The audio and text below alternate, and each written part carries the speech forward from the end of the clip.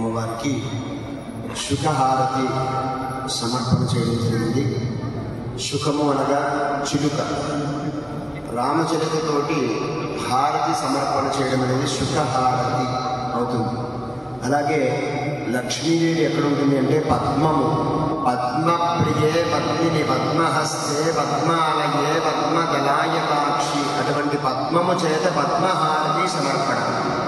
ఓం నక్షస్రపరజం గదేశబలిజం వర్ణో ధనుష్కుండికా దండం శక్తిమతిం జగర్మజలజం ఘంటాం సురాభాజనం శూలం వాససుదర్శనే చ దదతి హస్తై ప్రసన్నాననా సేనే సేవమర్ధిని మమః లక్ష్మీం సరోజస్థితా మహాదేవ్యై చ విద్మహే విష్ణుపత్నే చ ధీమహి తన్నో లక్ష్మీః ప్రచోదయాత్ ఇది పద్మహారతీం దర్శయామి. ఎక్కడైతే మహాలక్ష్మీదేవి పద్మము మీద ఆసీనమై పద్మాసనాన్ని ధరించి ఉంటుందో అటువంటి పద్మహారతి రాజరాజేశ్వరి స్వరూపంగా ఉన్నటువంటి వాసవి కన్యకా పరమేశ్వరి అమ్మవారికి సమర్పణ చేయడం జరిగింది.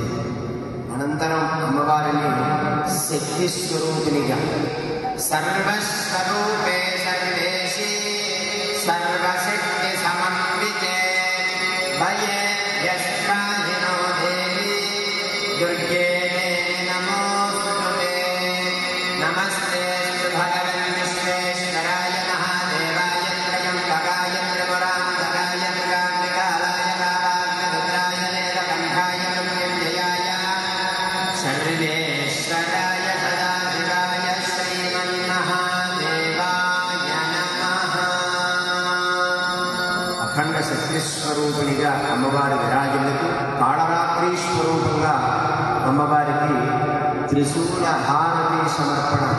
రాజరాజేశ్వరి స్వరూపంగా ఉన్నటువంటి వాసవి కన్యకా పరమేశ్వరి అమ్మవారికి త్రిశూల హారతి సమర్పణ చేసి త్రిశూల హారతి అనంతరం పరమేశ్వరుడు ఆనంద తాండవం చేసి శివతాండవం చేసేటువంటి ఢమరుకుల చేత ఢమరుక హారతి.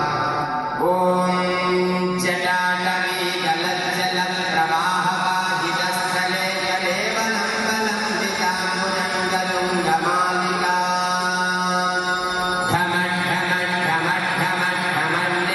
ఢమఢమఢమఢమఢమన్నినాదమఢమద్వయం చకార చండతాండవం తనోతు నః శివం శివం. అదల రుద్రాయ విదల రుద్రాయ విదల రుద్రాయ జలాదల రుద్రాయ మహాదల రుద్రాయ వైరవ రుద్రాయ తాండవ రుద్రాయ శ్రీ రుద్రాయ శవ రుద్రాయ భవ రుద్రాయ శవ రుద్రాయ శ్రీ మహారుద్రాయ నమః. తత్పురుషాయ